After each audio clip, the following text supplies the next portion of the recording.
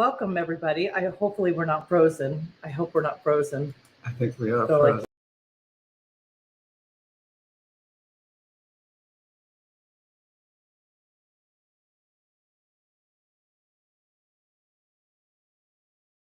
Let's try this again. Here we go. Welcome, everybody, to our... Oh, my gosh. It's like the internet just wants to give me a massive heart attack every time we go on. Welcome to our 19th episode of WAW,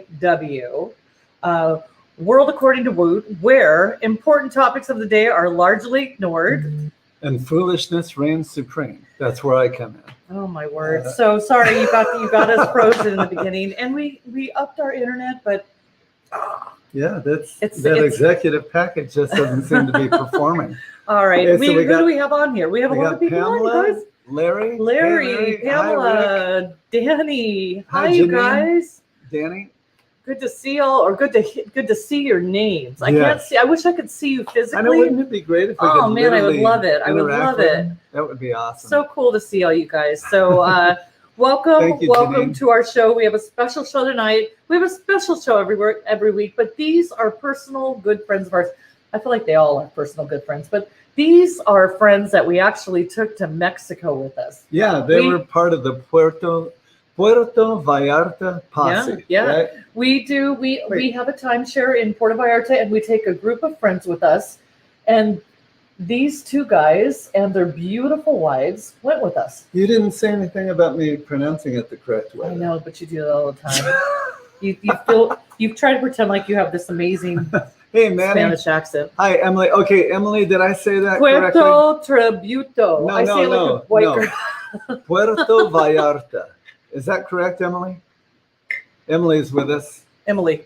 We love Emily. She's one of our favorite people. Oh, Emily. If you've never partied with Emily, people, it is you must once in your lifetime make that happen. That's right.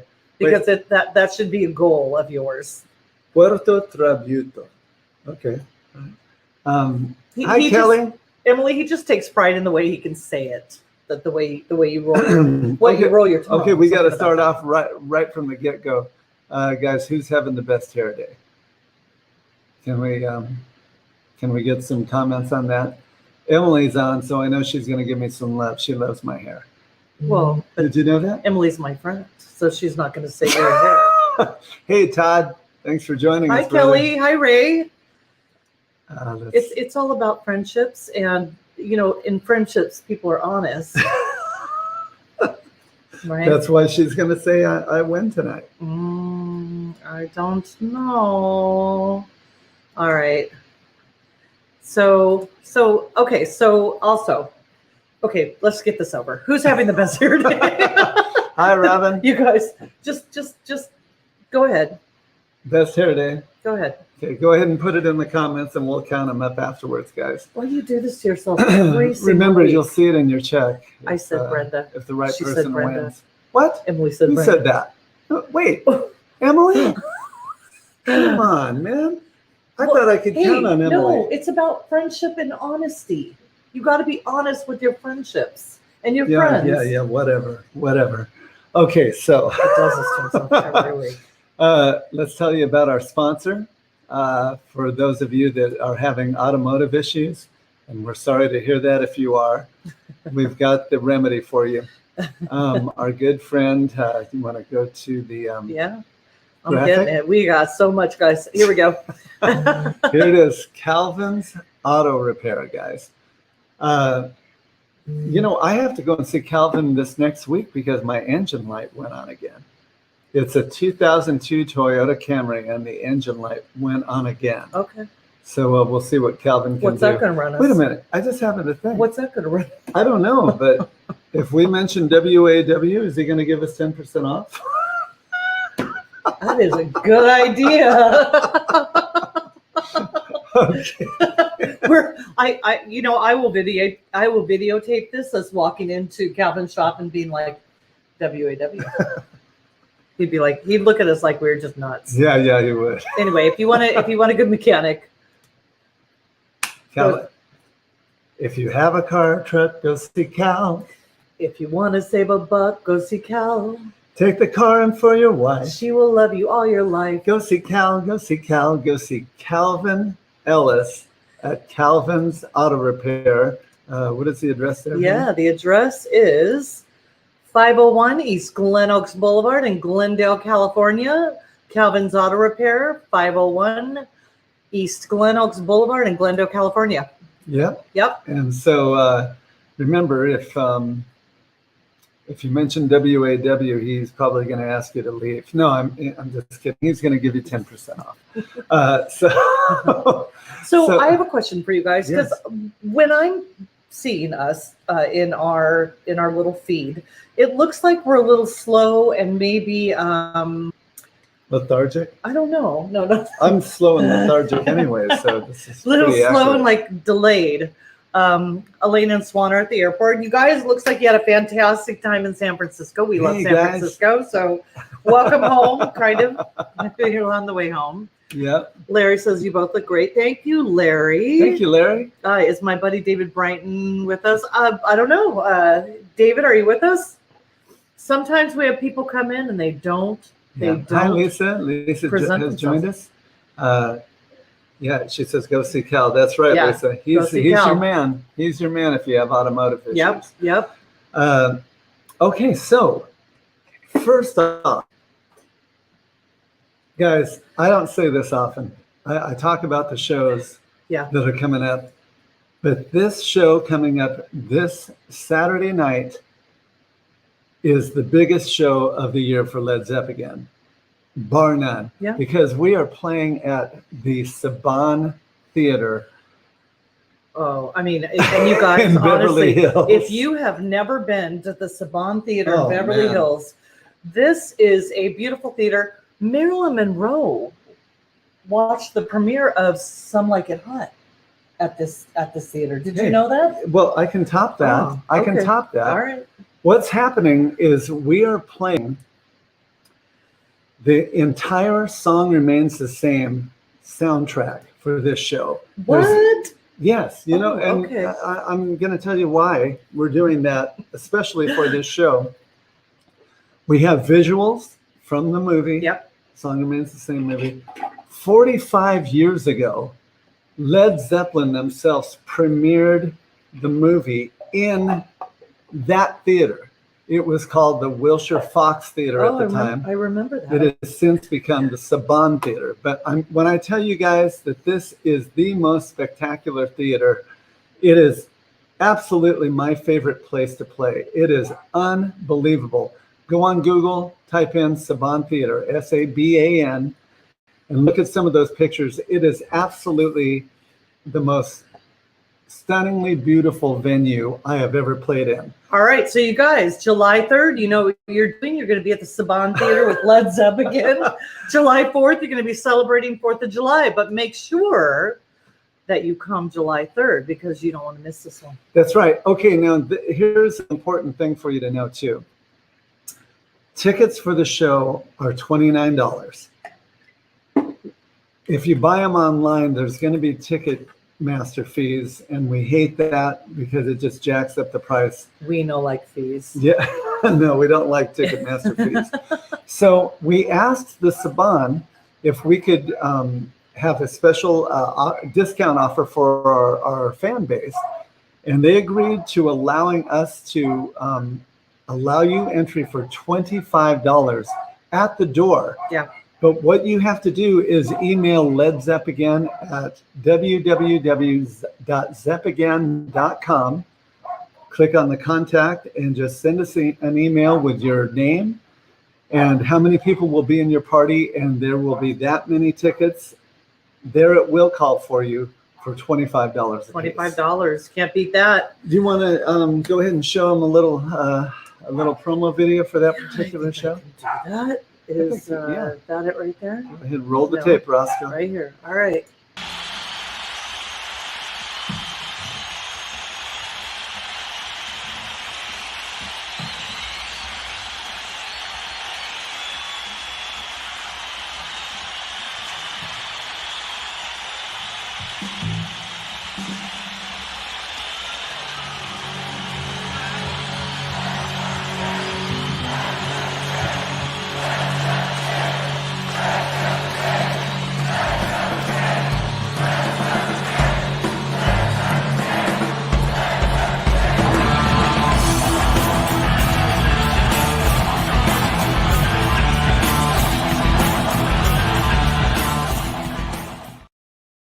So if that doesn't get you excited, I don't know what will. But what I'm going to do is I'm going to post the link in the comments below of how you get your discount tickets. I look forward to seeing all you guys on. It's Saturday night. It's Saturday night. I'm telling you guys, I usually say the show is big. This is huge. It's a good show. It is going to be huge. It's a good show. The visuals are going to be absolutely amazing. The lighting, everything is going to be incredible. I highly, highly encourage you to come out Saturday night, July 3rd, to the Saban Theater. Danny Conner says, "Oh, poo, I'm horse sitting." What? Danny, come on now. Let's get our priorities straight. I think I have never heard that before. I have never heard that. That's a first, but I love first, but that's great. And I'm going to use that. Yeah. I'm going to use that someday. Manny just saw Which One's Pink there, and he said, "Yay, Elena's going to be there." Oh, yeah. Awesome. It's going to be a great night. Kim's all about that discount. Kim, you were at the Starlight Bowl and you did not come up and say hi to me. I cannot believe you didn't do that. Kim, we can't be doing that. You got to come and say hi afterwards. We never even knew that you were at the show. But Manny, like Manny said, there is not a bad seat in the house. No, there's not. And Manny, is it a spectacular venue or what? It's just, I can't say enough about it. It is absolutely incredible. It's gorgeous. Yes. Okay, so can I get a little shameless plug in here for my mugs? All right. Yeah, you got so you guys, as you know, I do personalized mugs. Whatever you would like, personalized mugs, theblondiecollection.com. I will make you whatever you want. I have, as we speak right now, I have 12 orders in the queue. 12 orders. But you know what? I'm going to take more because I love making personalized mugs for you guys. And thank you for all the people who have ordered from me. Again, today, I told Jim, I said I'm having to kind of stagger my time because I have 12 mugs or cups or tumblers in the queue. Yeah. And I have more coming in. So I feel very thankful and blessed. But if you want some, Father's Day, Mother's Day is gone. What's coming up? 4th of July. Nope, I'm not, I won't have mugs made by 4th of July. So if you want some summer mugs, contact me. I can do anything. I can do anything. Absolutely, guys. I'm so glad she's doing it because somebody's got to pay the bills. Someone's got to pay the bills around here. Got a musician living with me. She's just kidding, guys. She's right. I'm not. Oh yeah. No, I'm not. Hey, you better clarify that. They're going to think you're telling the truth. I'm working to pay the bills because I live with a musician. Everybody knows that. That's how it is, right? No, I don't think so. It is. I don't think so. Because you're cute. I let you get away with it. Please, but come on. You're a musician. All right. Okay. Right, Elena? Just saying. Oh, thanks. Thanks a lot. No, I have to say, Jim keeps me in the lifestyle I'm accustomed to. Well, I try. It's not easy, believe me, guys. It's a tall order.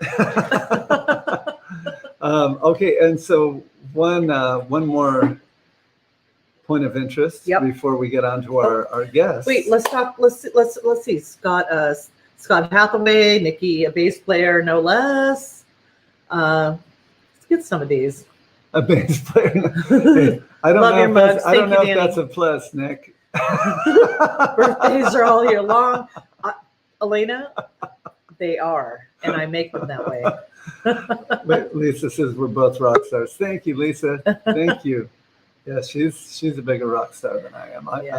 I'll give her that. Swan Montgomery. Hi, Swan. Hello, Mr. Hey, Swan. So Swan is at the airport right now, coming home from an amazing trip from San Francisco with Elena. Let's see. Oh, Bob says the mugs that he ordered came out perfect. Oh, thanks, Bob. I put a lot of heart and soul into my mugs. So again, I think I made one even for Ernie Berru. I made him a mug for his birthday. Did you? I did. I did a new technique that I had learned, which is like a wood technique. And it was some kind of a whiskey mug, and I can't even remember what I said on it. Okay. But it was good. Well, All right, you guys. Maybe he'll be drinking a brewski out of it tonight. He says that all the time. He tries to integrate the names. I think he might be cracking one open right now, even as we speak. Okay, so all right, you guys. So again, we have Ernie Berru and Derek Fuller from Fan Halen. We love these boys. I mean, they are fun in Mexico. I will say that. They're fun everywhere you are. But I mean, I just have experiences with them in Mexico. So really? Is there something you want to tell me? No. Maybe they'll share the experience. No. All right, you guys. So we're going to give you a little intro to Fan Halen, and then we're going to bring them on and learn a little bit about them. All right, I'm finding it. Hold on a second. All right. That's the boys. This is what we're going to see. And here we go.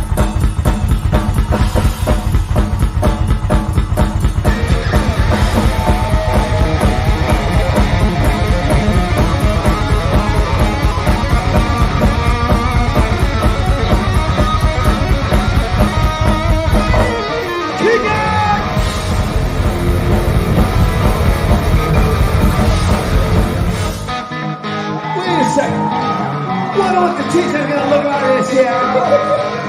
A girl high, a girl high. Who's high and a girl high? I tell you, come on.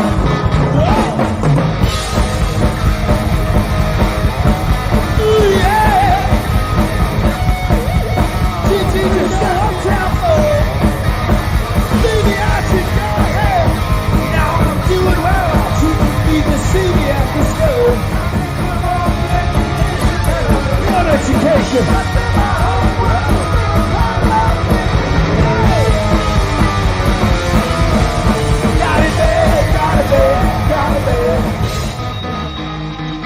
Here's the mess house from down. I brought my pencil. Give me something to write on, man. Those will do just fine.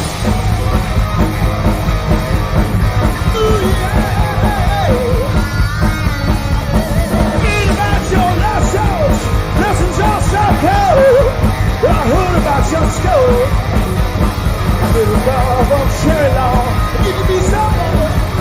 How did you know I got it right? How did you know that? But then my homework was never quite like this. California.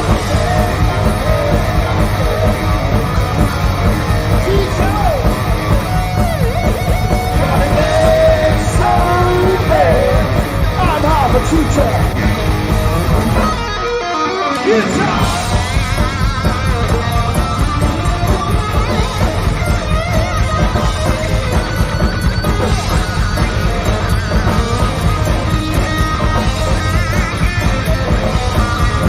John with Fan Halen here tonight. Say hi to the camera one more time here, everybody. Come on. We love you, Deer Hills.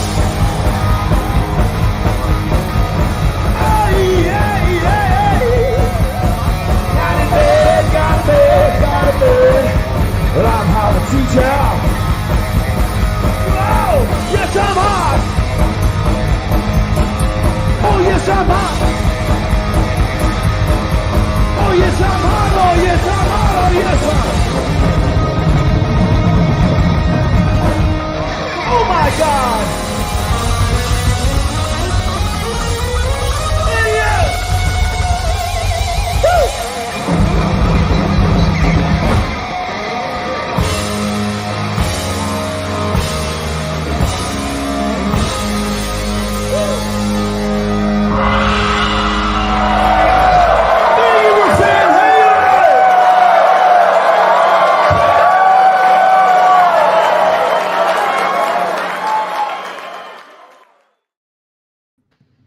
Wow.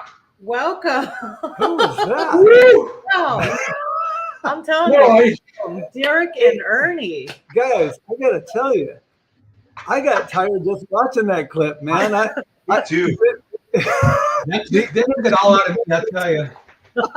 The energy you guys are expending up there, I feel like I'm slacking with Zepp again. All I have to do is stand there and look like I'm bored out of my gourd. Oh, man, you are lucky, Jim. I You are often, lucky. yeah, I often am so. It is like a workout. Now let me ask you guys, can you guys see the comments coming through? Yeah, I think so. Wait a sec. Yeah.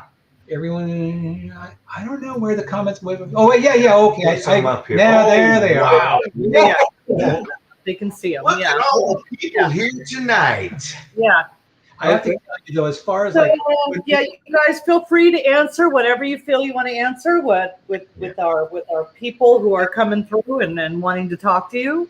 Yeah. So if you have a question, definitely put it up there for them. And this is going to be an interactive thing. So anything you want to know. I was going to say, Jim and Brenda, when we've been doing this for quite a while, but when I'm looking at that videotape of us playing, the first thing I do now, I've been doing this this is kind of like the 15th, 16th, 17th, 18th year I've been doing this. When I walk into a venue, the first thing I look at is the drum riser. I go, oh no, I'm not jumping off that one. That one. It used to be like, oh man, I'm on that riser. I'm jumping every time. Now it's like, not tonight. What is your height limit there, Derek? I would say my kneecaps.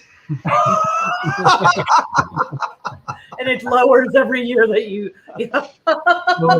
Well, this guy, he still jumps off of him. It doesn't matter what it is. I mean, he has to. He's Diamond David Lee Roth. You have to. Yeah. I'm waiting for that one time when he jumps and you just hear boom. Yeah. It's Right. I have to tell you, Ernie has some moves. Ernie has some moves. I'm telling you, you guys. I've seen him in my kitchen. No, I mean, Yeah, I'm I'm telling getting you. myself in trouble here. You heard that comment about us in Mexico. Now Derek is jumping with a guitar, so he has a little extra weight on that, and it's definitely it's crazy. It's like your knees take it a lot. You take it right here. You take it right here. I understand that Dave himself had like shattered bones in here. They were just like kind of cracked, minuscule cracks. So he put padding in front of the riser after about 3 tours just to land on some padding. He was jumping off like 6-foot risers and stuff like that. And they would say to him, what would they say as far as, Dave, what's it like to jump off that? Is that difficult?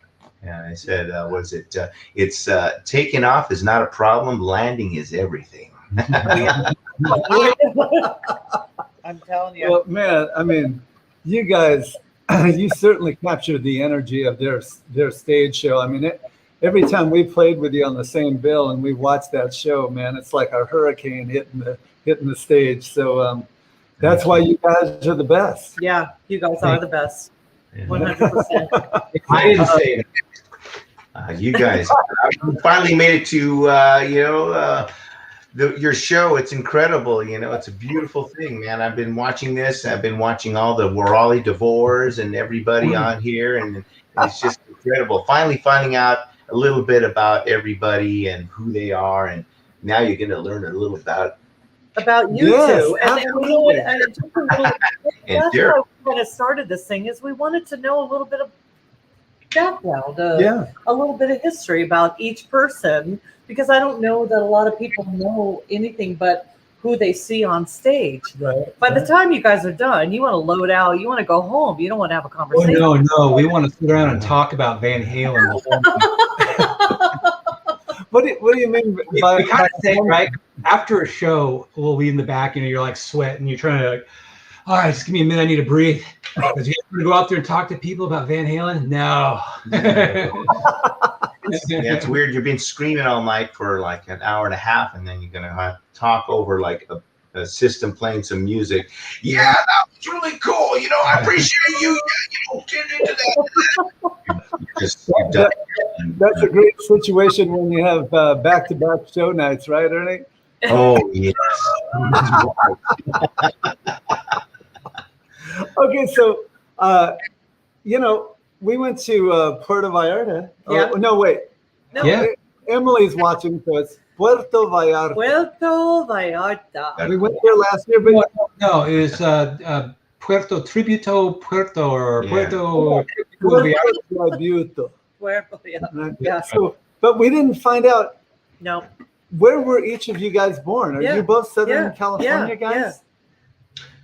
Yeah, definitely San Gabriel Valley and Southern California born. You know, the first inkling I saw of or heard of Van Halen was my brother coming home from a backyard party, and it was I was just a kid. I had my little bowl haircut when I had the hair, and I was asleep. It was about 3 in the morning, 4 in the morning, and I woke up to him missing the bathroom and urinating right into the wall heater in the hallway.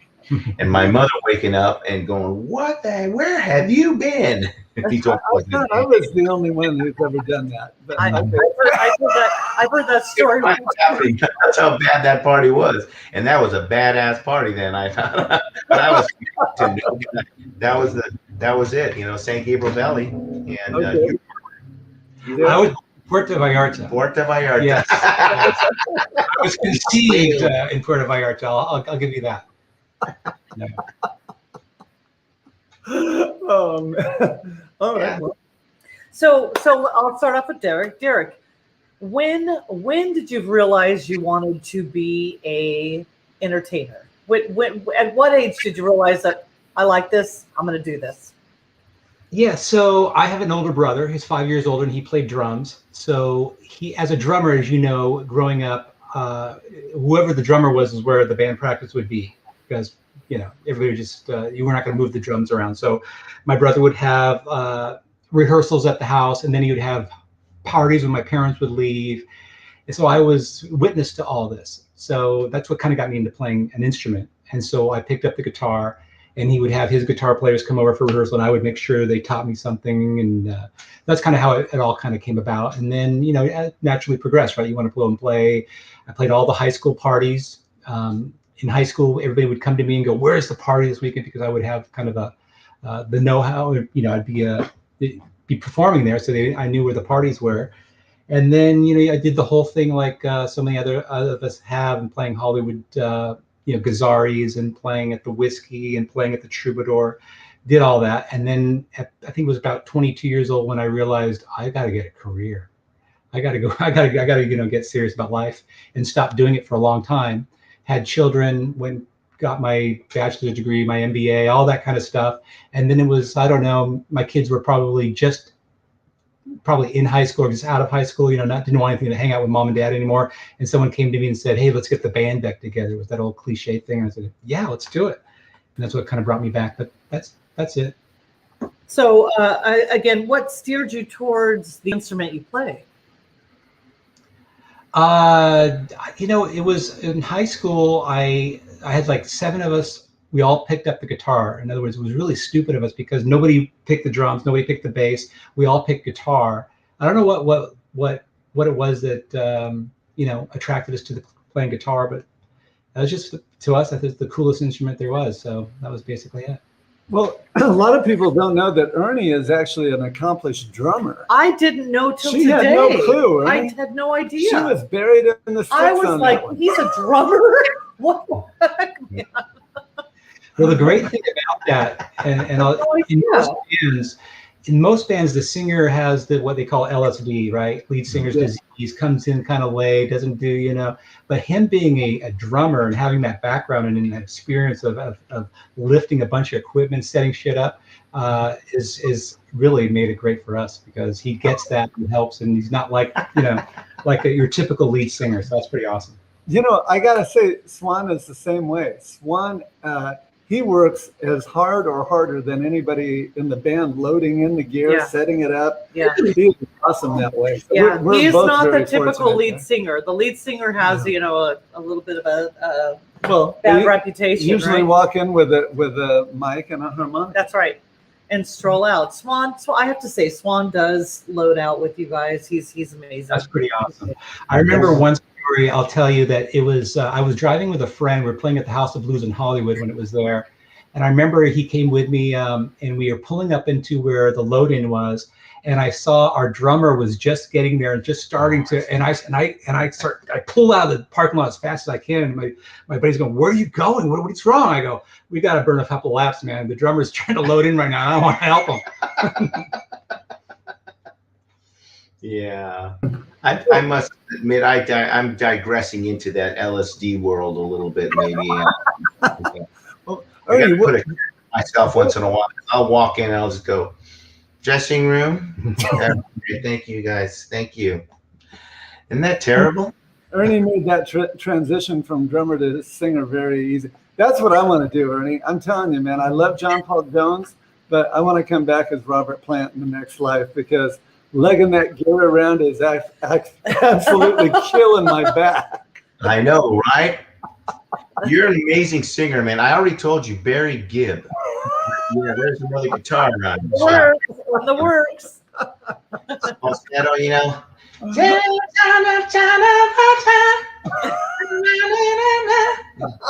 man. You can do it, dude. Right now, you can do it. Oh, no, wait. I'll So jump in Ernie, with you what? in the side saying, hey, oh. You do Robin. Robin, right? That's You his do name, Robin. Yeah. Well, now we've Or is it got Maurice? Maybe Maurice. More Maurice. Thing, yeah. There you go. Yeah, we can be Maurice, right? We've got Mike McManus to be Robin. So Yeah, he looks like a Robin. That would work. Yeah, dude. Oh. You make a fortune. You know, it's really cool. I got into this basically just wanting to kind of like I kind of had this kind of idea that maybe I used to love movies. I just watched movies all the time when I was a kid. My dad would be on the couch around. That's John Wayne, and this is that guy, and this look at that. Now that guy's a convincing actor. He's always said that. I stuck in my head. Yeah. This guy convincing. He's a very convincing actor. He convinced me he was that guy. So I always kind of had this. Wow, man, I want to convince people. I want to convince people I'm that person. And I feel like this is more of an acting job than really. There's no struggle with creation here. You're playing a record in your head, and you could act it out and convince people. And that's what it is. I think the more you convince them, the more they're going to come back. So I have a question. What are the first musical projects? Let's start with Derek. Derek, what's the first musical project you were in? It would have just been a cover band with my high school buddies and practicing in the. Oh, there we go. That's Medusa. Medusa. Now I want to point out, and I mentioned this to Brenda earlier today. That's Cheryl Ladd in the back, and she was a big Medusa fan. She was the biggest. Yeah, that's us. Medusa. You had me so confused. I was so confused. Oh man! I was at my buddy's house in high school. His parents, the old cliche, his parents left town, and we're in, I don't know, in his bedroom there or somewhere, and there was probably 400 or 500 kids packed into that house when we went on stage. And when I say stage, I mean living room. Is the guy in the middle, is he wearing leather hot pants or those leather pants? I can't tell. I can't say anything about them because they're all still all of them except the bass player are very still close friends of mine. Right on. So I don't want to say anything. I wasn't sure. I wasn't sure. Just And Ernie, I know you have a very colorful past. So let us know, maybe from 1 to 3, what are the bands that you've been involved in? 1 to 3, yeah. I mean, the biggest ones I started. There was some high school stuff too, which I think it was okay. It was a good learning experience. We played at high school band called Actress, and then that led into like this drumming thing.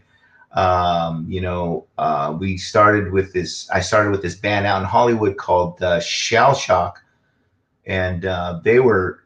Yeah, there we go. It was Sunset Strip Band. It was a really rock and roll kind of AC/DC meets kind of, Aerosmith. It was really cool. I really loved it. I knew the photographer who took these pictures. And which one's you? I don't even know which. Actually, I'm on the left there. If you look kind of like deep into my eyes, you could see. Yes. You could see. Oh. And and then it was that guitar player in that band actually played with Buck Cherry just recently.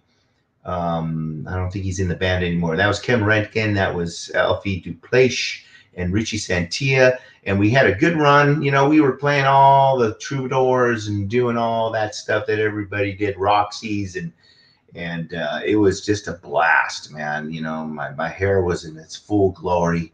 It was incredible. So this is kind of a flashback. Yeah, now it's a flashback, you know, getting back into these clubs and playing, but I'm up in front, you know, and so I was back in the you know, the drum set flipping burgers. Now I'm up at the cash register, I like to say, you know, taking orders, you know.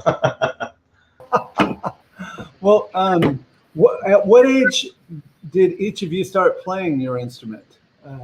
Ernie, what age did you start playing drums? I went and bought a drum kit when I was in 8th grade. I went and got a paper out and I bought a drum kit. I don't believe in buying any kids' instruments. You go out, you want to play something, you play it. You know what I mean? It got in my head real quick. My brothers and sisters were all listening to Joni Mitchell's and Led Zeppelin and all this great stuff. But I was a big fan of Deep Purple, Ian Pace. And then I got into the new wave music, Blondie and the Police. I love you know, Stuart Copeland. He was just incredible. Clem Burke from Blondie. And it was a strange mix I had in my head. You know, I was listening to John Bonham, of course, and then these new wave bands. And I was kind of like in and out of it. And it always was kind of like a parallel kind of thing that I was listening to hard rock, heavy metal. And then it was like new wave and kind of, you know, that kind of thing. My cousins were in. So I love the energy that new wave had. I wanted to jump around and be a fool. And then I love the heaviness, the backbeat, the bottom end of, you know, Zeppelin, boom, boom, da, boom, boom, boom, boom, da, you know. I wanted to be that guy back there. The chicks were looking at the drummer. That's all I remember. And then Tommy Lee came along and proved it right, you know. It was like, but yeah, I was doing the rock thing on the Sunset Strip, you know, till about 88, 89, I think it was. I think that's when I kind of just like dived out of it. And it was, I started thinking about my future too. But we got real close. It kind of died out in the 90s, you know, that whole strip was just kind of went boom. Yeah. White Line was the final like missile that killed everything, you know, I think. Was it White Line at the end of it? I would say so. White Line. White Line. No, White Line. No, White Lion. White Lion. Sorry. So you guys, we have a question from Pamela. How many times have you guys met Sammy Hagar? How many? That's so many. I mean, is there multiple times? I've never met Sammy Hagar. Never have. But it seems like zero. Seems so like we need to make that happen. Now, have you met any of the members of Van Halen? Let's get that out of the way. We met, of course, the original bass player Mark Stone, who passed last year, and he played with us a couple of times, quite a few times actually. And then we've met Michael Anthony, met him at the airport, met him at a restaurant, met him that kind of stuff, and just in passing type. And then met Eddie at the NAMM show, but really didn't meet him. In other words, I was with a crowd of people and we're all meeting him. So that's the extent of it for me. I don't know about you. I used to deliver for a graphic arts company. I was up behind the Perkins Palace one time, and I look up, I'm moving the stuff in, and I look up and I see David Lee Roth rappelling from the side of the building with somebody. Oh yeah. And I yelled up, "Hey, Dave!" And It's a beautiful day, he says. Hello. And that was about it. You know, I didn't want to fall, but that was about it, really. I know, you know, my nephew sat down at a strip bar and talked to him for about an hour. It was bizarre, you know. And really? I was like, my God, how cool is that right there in Pasadena? Yeah. And you should have said, why didn't you call me? It would have been a perfect opportunity for you. And you would have had an excuse to be in a strip bar. It was before I was even doing this, so it was just really strange. There's always some kind of parallel situation that I was going to run into this, you know, eventually. Because I mean, when high school, I used to sing, you know, Jamie's Crying Out by the, you know, the keg of beer, you know, and people were like, "Ooh, yeah, that's cool," you know. And I don't know, I just like it was a natural gravitational pull, I guess, eventually. And truth be told is, and if you haven't spent any time with Ernie, he's really kind of what I always say. He's kind of like the Rich Little. The guy can imitate anybody. Oh yeah. A great Axl Rose. You can do a great Brian Johnson. You can do a John Bon Jovi. I mean, you can do anything. The guy is a Rich Little of all these voices, and it's pretty funny when I play with the guy, and I'm hearing that voice come out of him, and I'm hearing those screams and the band. He comes up with some amazing lines. Trust me. I mean, I just smile because it's like, wow, this is awesome. Yeah, I think I appreciate that. My favorite is Brian Johnson. I tell you, son, we're gonna have a drink after this show, right? Oh boy. Oh, what's going on, Wooten? What is this playing? What's this damn show called again? Oh, I tell you, son. No, but it's always cool. The idea is to react. Don't act, react to the moment. And I think I never took no acting lessons, no skills there. But Troy, what's his name? What's his name? The Poison singer. Troy. Oh yeah, Vanneru. Yeah, he was a stage actor, and I really admire him because I think you have to have a lot of stage acting skills. I've never taken any kind of class like that, but I feel like it's really a big part of this. Whatever you do, a lot of these guys will stand behind their instrument and just stand there, but you got to really feel the part in your bone marrow, and feel it and go forward. It's like a battle, Yeah. Are we frozen right now, guys? Yeah, you're frozen. You're like this. I think. And you're like this. I'm actually. There you go. Now you're back. I'm actually talking to you from the bathroom. We just put a couple of mannequins up. All right. Well, you can hear us at least. So how many tribute projects are each of you in at the moment? Sure. So I'm in one, Fan Halen. What's it? Yeah, I mean, we have a Motley Crue thing that is on life support. We don't, that's not really happening, unfortunately. But all there's the calendar is so full with Fan Halen shows. Yeah, real busy. I in the pandemic, I kind of like panicked. Pandemonium during the pandemonium.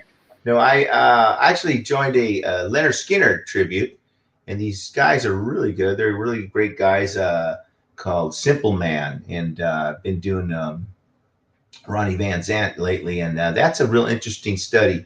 His singing style and just the songs and structure and everything. I think it's going to be helpful with what I'm doing with Dave, because I think Dave was one of these guys. You got to get in the mind of what you do.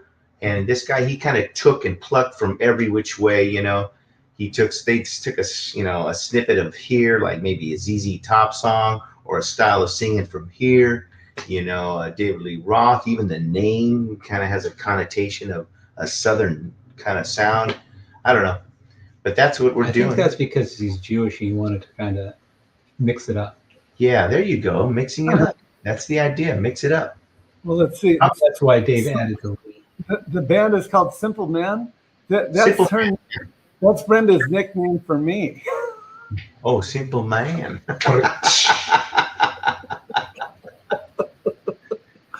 Okay, so how did Fan Halen come into an existence, and in what year did you start, Derek? Yeah, so it all kind of started when I was my brother and I played we had an annual luau. And we would play surf songs, so Mezzaloo, Wipeout, all those types of songs, because it was a luau, so it was surf themed. And then one year I said, let's just play all Van Halen.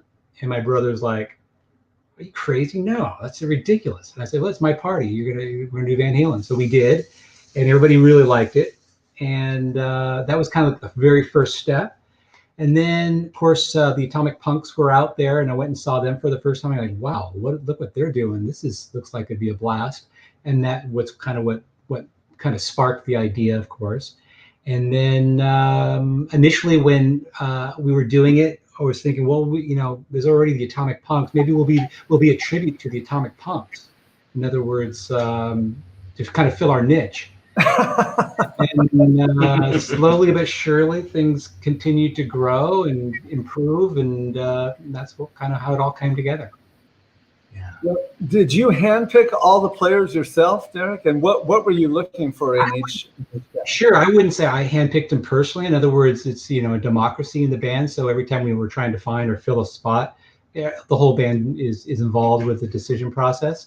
But I am the only kind of the founding member, if you will. So I've been involved with all those types of things. So yeah, you're just looking for people that first of all, at our age, right? I mean, finding people who can play as much as we play. As playing in Zeppelin and the other bands that you're playing almost every weekend.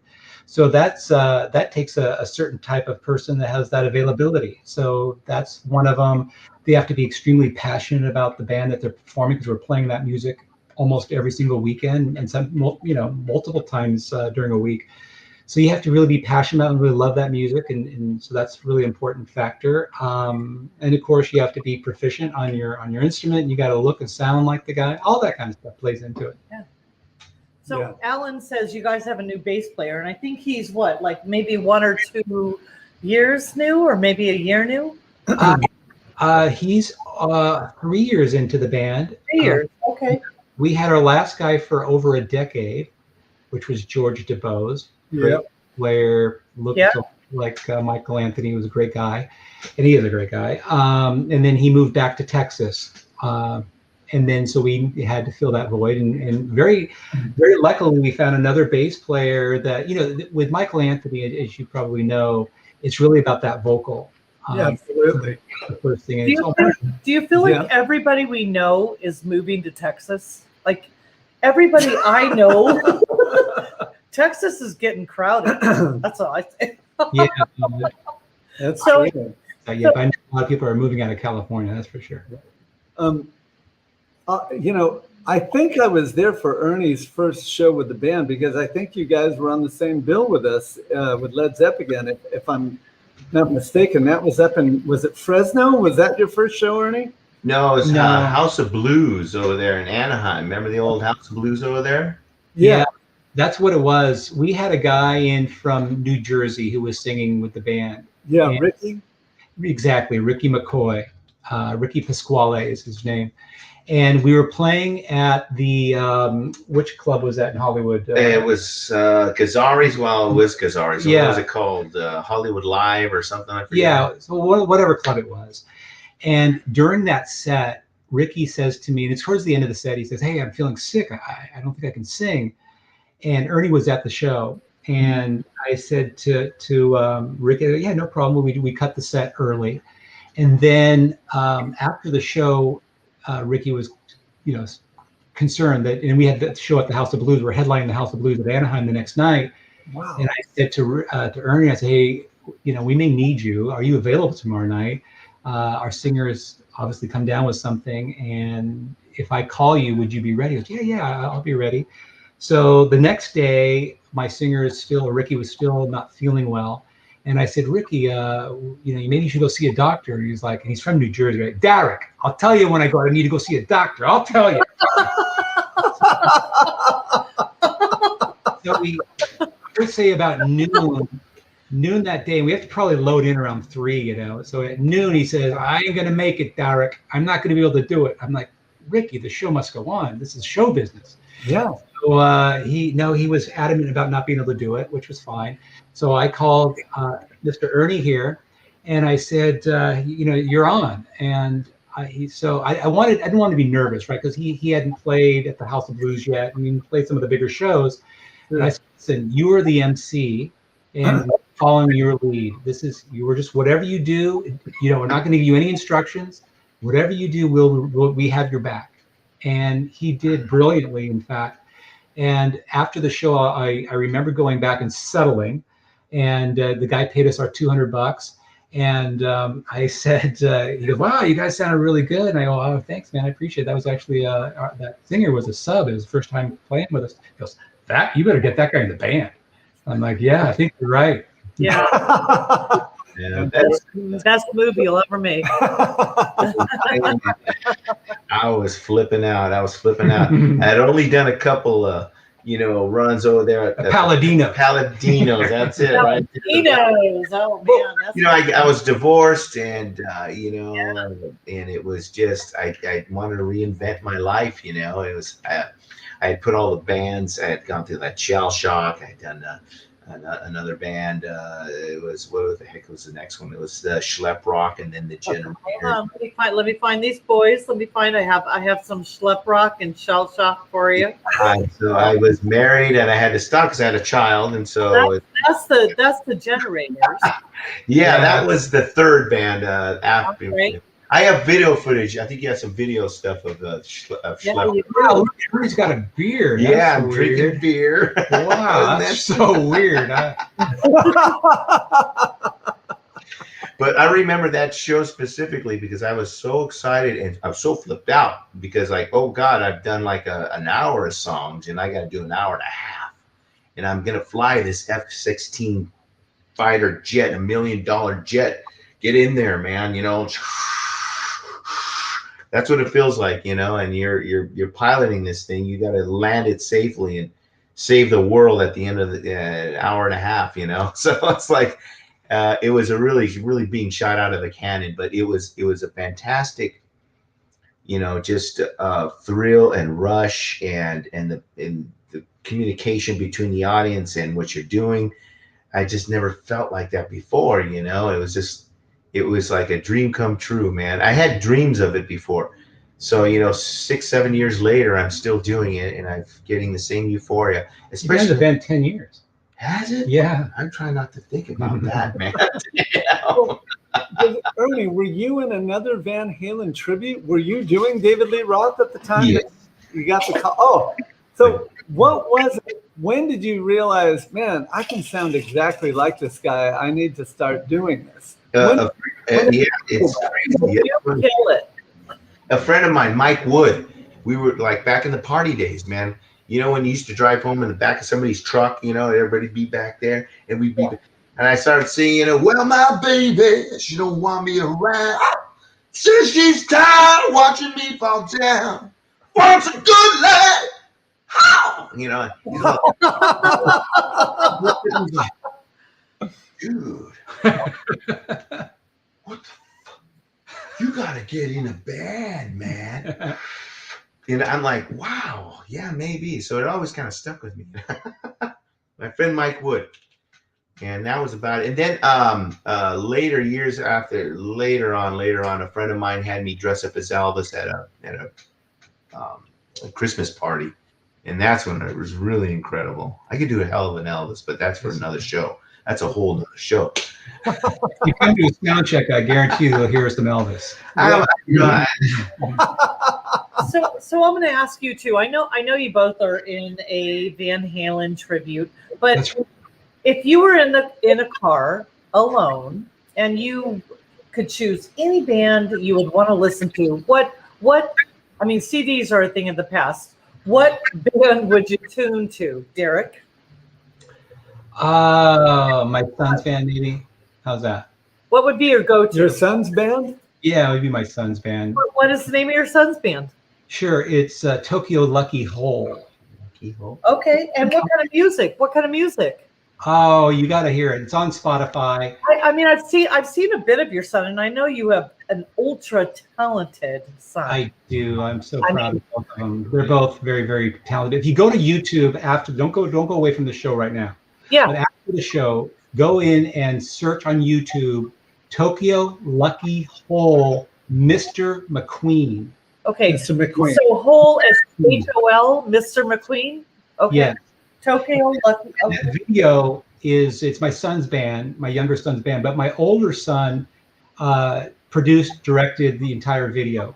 And wow. Video got him into the Newport Beach Film Festival, got him into NYU, and other things. But I'm just very proud of him. So that's awesome. Wow. Yeah.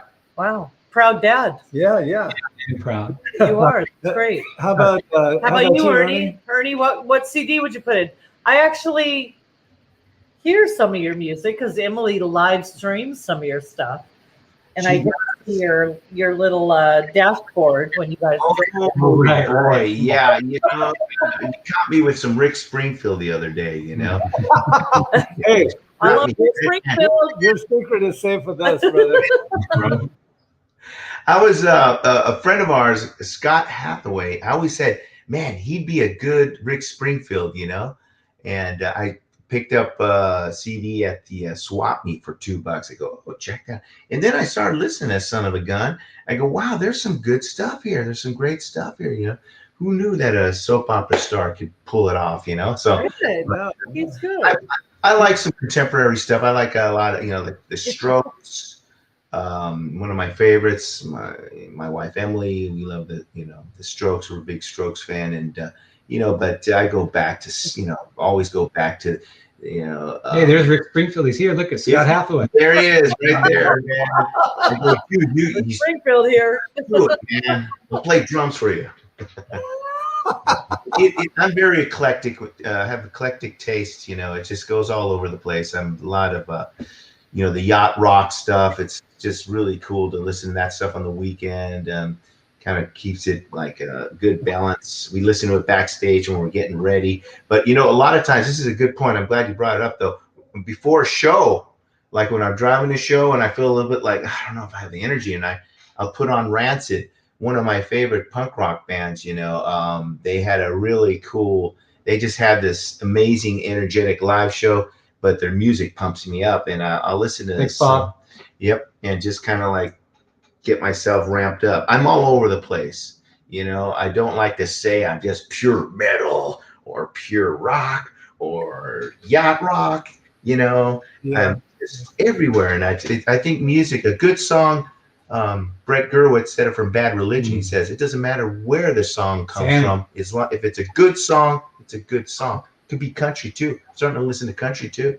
Yeah. I listen to country. I'm a Okay, country girl. so here's the question, guys.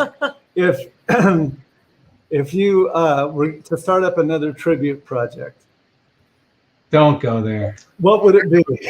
I mean, Keith Urban, Rascal Flatts, don't go there. Big Country. We don't want to go there at all. No, but if you had another tribute project that you were going to start, like who would it be? Who would it be? Honestly, for me, it's a pretty easy answer. So Van Halen is obviously, that's my band. That's why I do it. But if I had to start another one, I honestly would do what I already do. I do Motley Crue. I love Motley Crue. I love Mick Mars, and that's what I would do. Ernie, how about you? I would do the David Lee Roth solo. Oh yeah, there you go. There you go. Giving it away right there. But, you know, if anybody wants to challenge me to that now.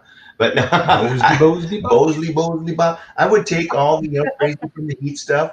I always had this dream of doing a live stage show presenting the songs. I went and saw a Buddy Holly stage show one time, and they came out and they did the whole in the studio. They had the actors come out and they you know, presented the songs with what happened, the history of the band, you know what I mean, on stage. So I could totally picture like Van Halen, you know, stage show where they show Roth, you know, in the studio in the early days, and then they do a scene, and then the stuff breaks away and you do about 5 songs, and then you do another scene. You know, it's just crazy stuff in my head. But I think it would be interesting to kind of like elaborate and progress, you know. I mean, what we do a Civil War reenactment, basically, when Van Halen hits a stage. Yes. You know, we're bringing 7 bass drums, 22 35 amplifiers, and we want to give them the visual, you know, orgasmic exchange. You know, it's like, and I think that's what it is. It's like what I've heard before from my good friend Derek. People really listen a lot with their eyes, you know. So it's important to give that visual presentation, like you guys, you know, with Zeppigan. It's incredible, man. I see some of the pictures. It's so cool. You know, the lights coming down, Swanee right there, you know, flying like golden god. Golden god. It's just, Golden God. you know, it's a visual thing. But yeah, I think you know, there's a lot of room to progress and do something interesting in the future. Yeah. So Ernie, I want to touch a bit on the Dragon Stamp because I have history with you with Dragon Stamp. Right And on. Wait a minute. when I first started doing merch in I want to say like 2005, 2006, you were my go-to guy, and I was doing shirts and merch through you, and I think that's how we first met. Yes, that's right. Absolutely. I love working with you. I have a little company that I do, you know, help out the. I want to elaborate more with Dragon Stamp with merchandising, working with. You're doing my tribute son's bands. band. I'm doing Tokyo Lucky Hole. Right. And I'm so excited about that. He's going to do a really interesting bowling shirt that's coming soon, and just getting it kind of like rolling again. You know, I got a site now, but it's just, you know, just fledgling again. But I'm doing Bonfire right now, and I want all the bands to come to me. My dream is to have like an online store and to sell their merch on a one-stop shop type of thing where if I want to get a Bonfire shirt, I want to get a Zeppekin shirt, I want to go there and I want to put everything up there, and so you could purchase, you know. That's awesome. Well, I have to say, I loved working with you. You were so accommodating to me. You would drive my shirts to me.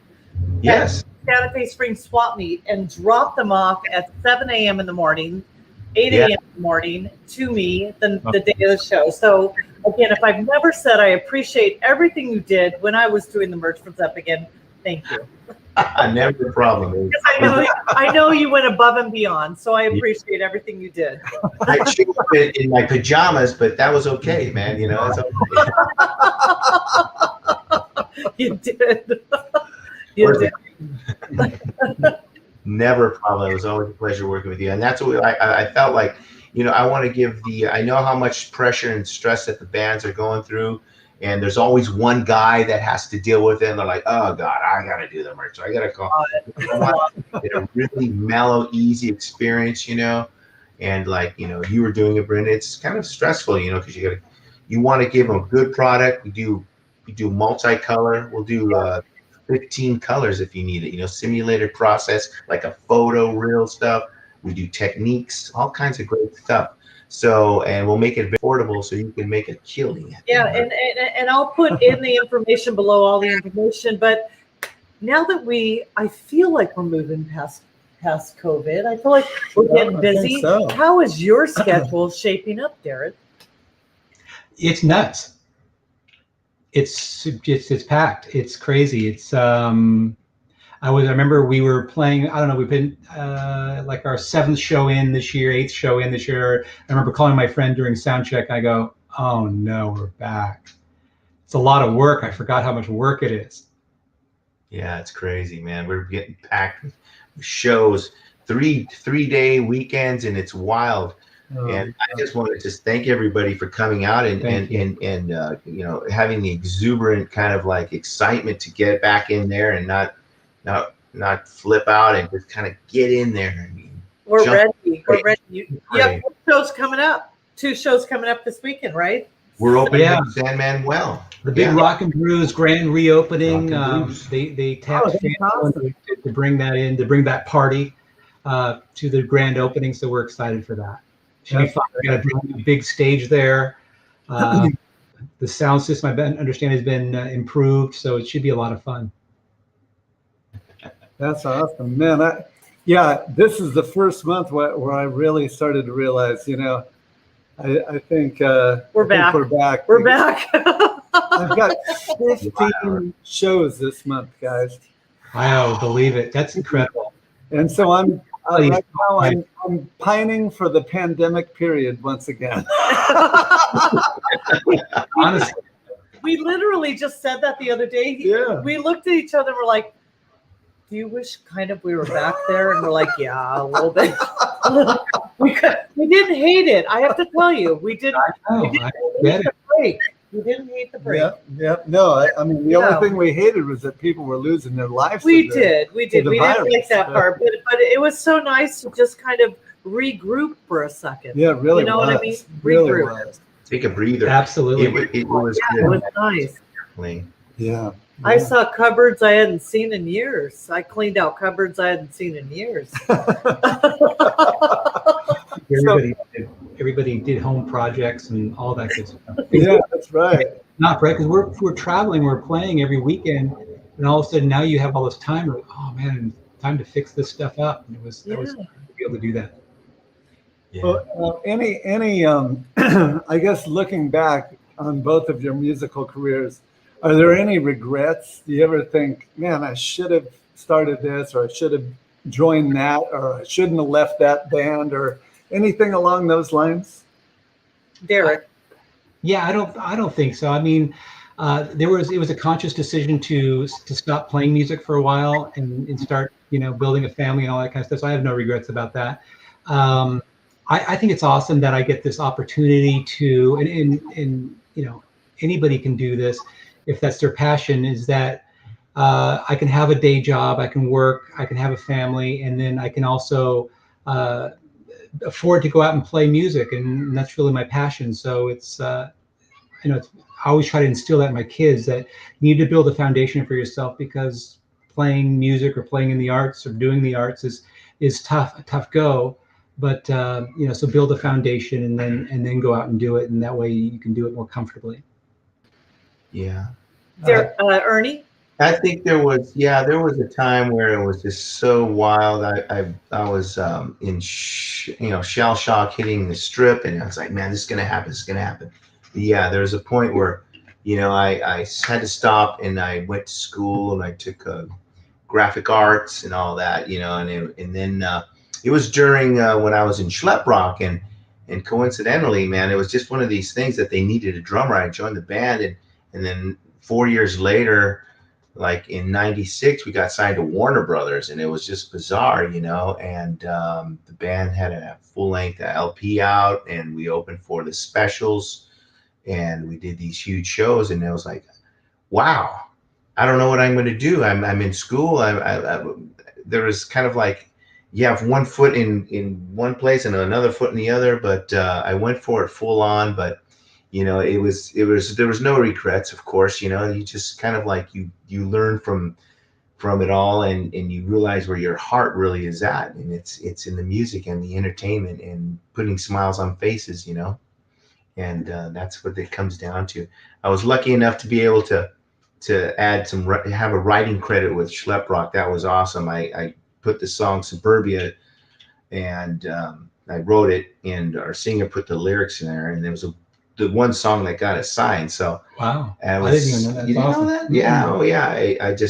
I was two-parter, and it was something that I just like, wow, there's something I wrote on this little guitar, and it just becomes like a huge video with Jesse Peretz.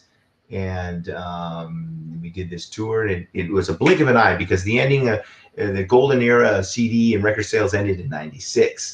So it's you have to constantly reinvent yourself in life, and if you kind of get some kind of foundation, like Derek says, with whatever you do. I think we've all learned that music and making music is a young man's game. Let's face it, and this is the second coming for the young at heart. I think we're really kind of like taking off where we left off in this, and may not be major mainstream stars.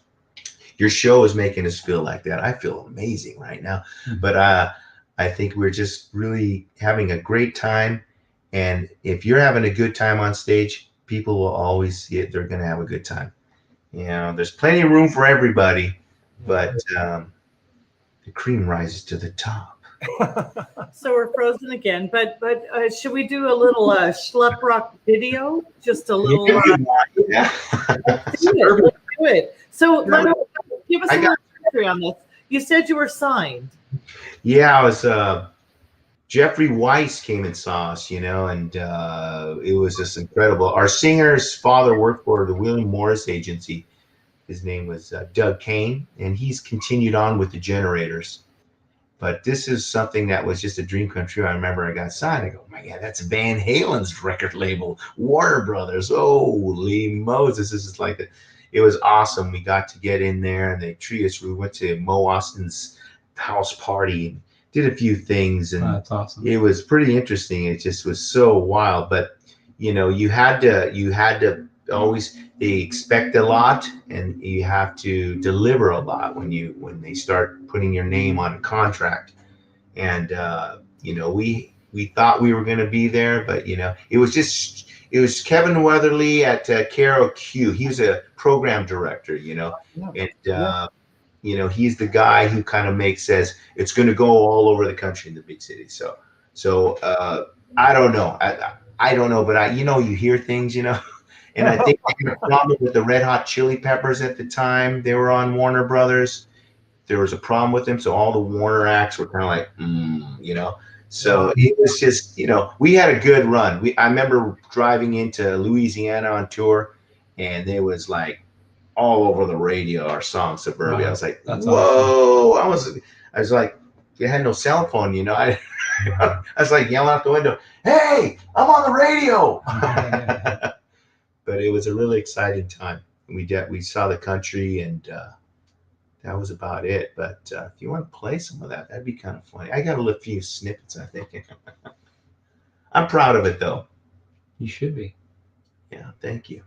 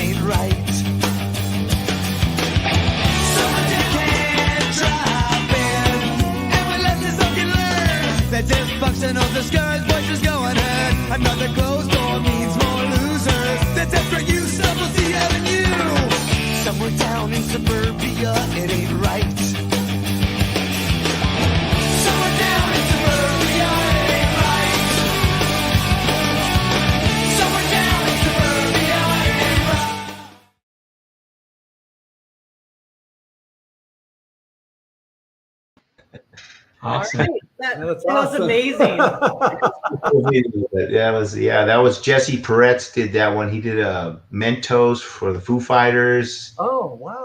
Being a director for Girls on Netflix or something like that, this show.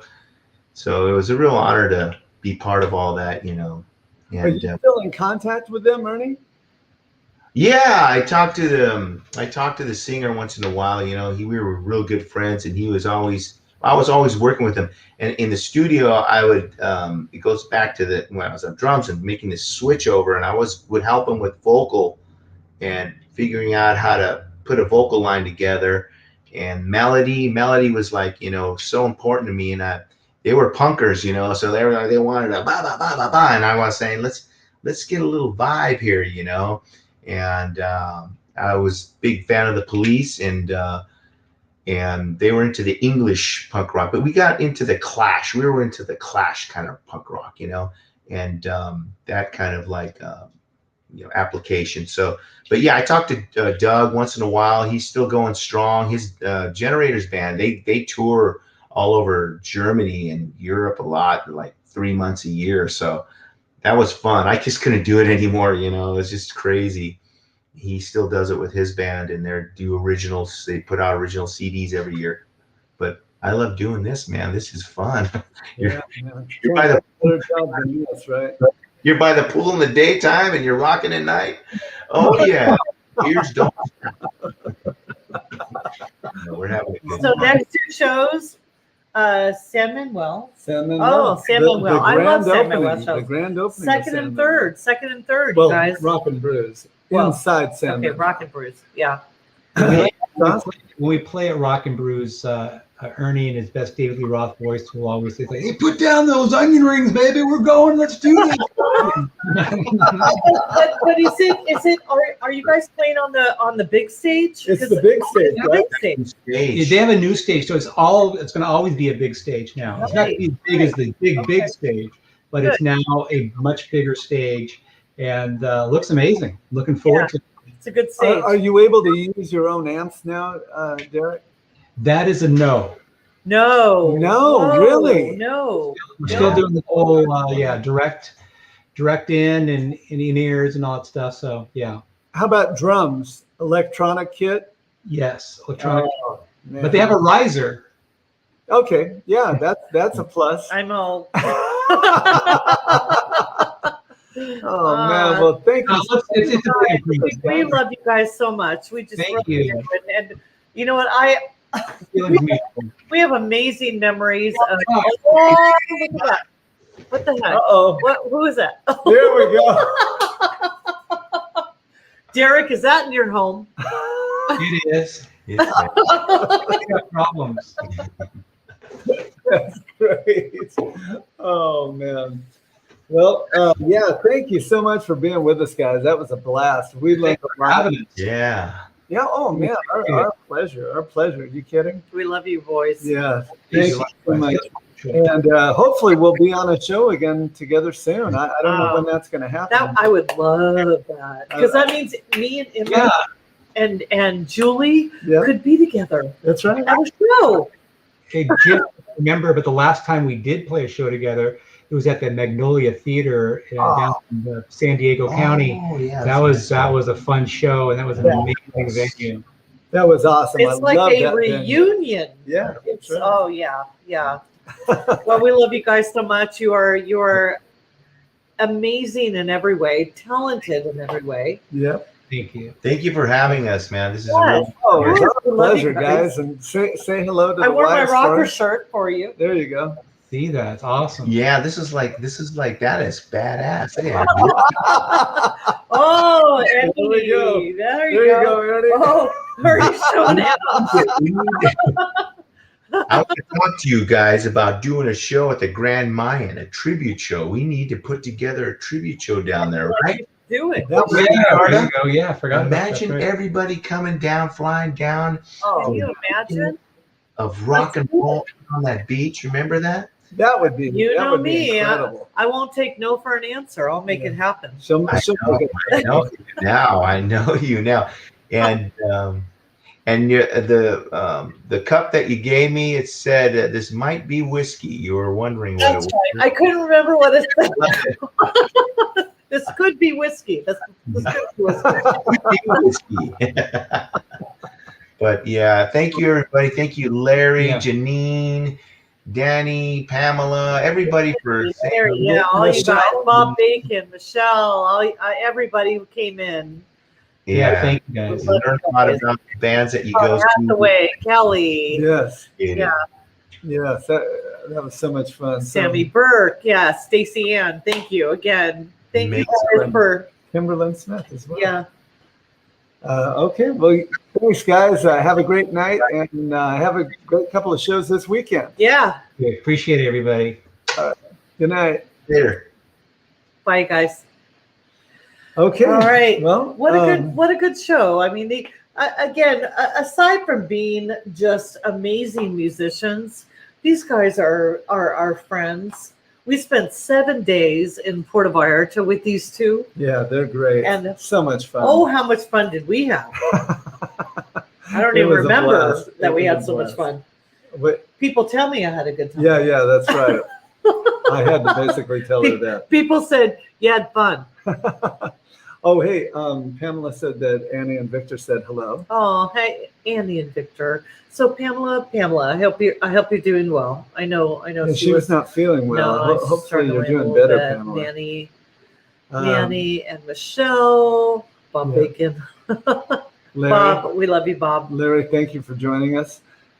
So once again, this Saturday night, Led Zepp again Yeah. at the Saban Theater So in let's Beverly do Hills. this. Let's do this. For those of you who did not see this little ad, we're at the Saban Theater in Beverly Hills. Whoops, that's us. Here we go. Sorry. Here we go. The Saban Theater, and we are going to be playing the entire Song Remains the Same soundtrack Yep. with visuals from the movie. Let's do one more little run through. Here we Yeah. go.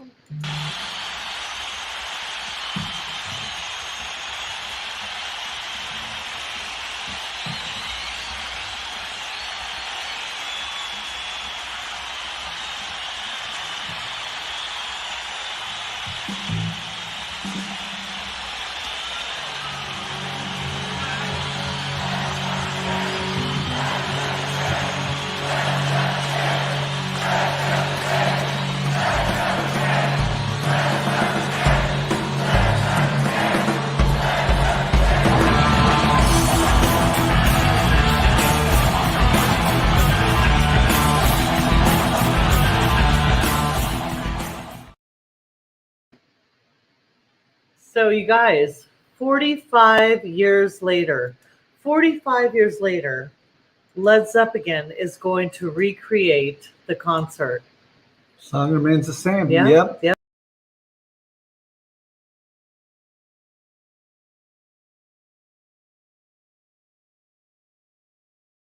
.com. Tell us your name and how many will be in your party, and we will have tickets for $25 at will call for you. Yep. No service fees. I'm sorry that you can't see us, but we're here. Hold on one second.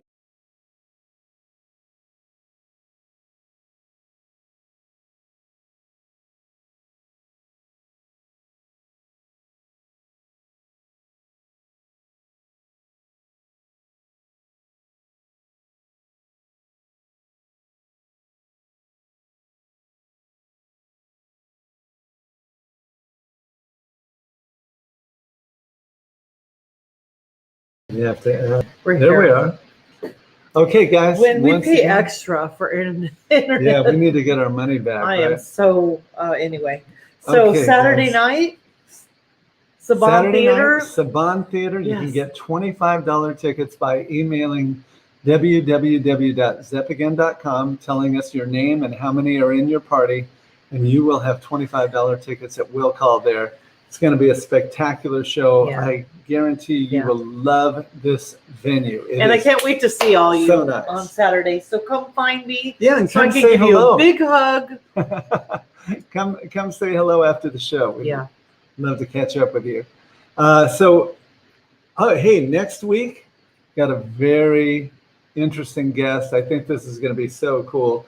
Our good friend August Zadra used to play in Smokin', the Boston tribute. He was also in Grand Illusion, the Styx tribute. He is now playing in Dennis DeYoung's band. So he's going to tell us the whole story about how that came about. I spoke to him about it, so I know the story, but I'm excited for you guys to hear the story. That's going to be next Wednesday night when we return to ask the eternal question. Woot's happening. All right, guys. Thank you, guys. Thank you for joining us tonight. God bless you. Keep on rocking in the free world, and we will see you Saturday night at the Saban Theater in Beverly Hills at 8 o'clock. 8 o'clock.